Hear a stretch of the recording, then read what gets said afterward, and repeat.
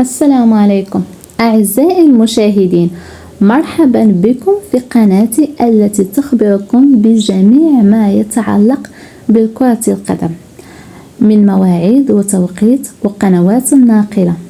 ما عليك إلا أن تشترك وتفعل الجرس لكي يصلكم كل جديد. نبدأ على بركة الله. يتواجد الفريق شبيبة الثورة في المركز الثامن من ترتيب الدوري الجزائري الممتاز برصيد 33 نقطة، بينما يتواجد الفريق شبيبة القبائل بمركز 13 برصيد 28 نقطة.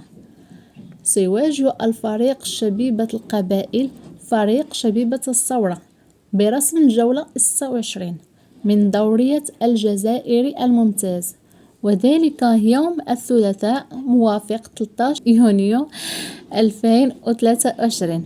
سوف تنطلق صافرة هذه المباراة على الساعة 4 بتوقيت المغرب الجزائر وتونس، وعلى الساعة 5 بتوقيت إسبانيا فرنسا إيطاليا مصر، وعلى الساعة 6 بتوقيت السعودية العراق واليمن. أعزائي المشاهدين، كنتمنى لكم فرجة ممتعة، وإلى موعد آخر إن شاء الله. دمتم في رعاية الله.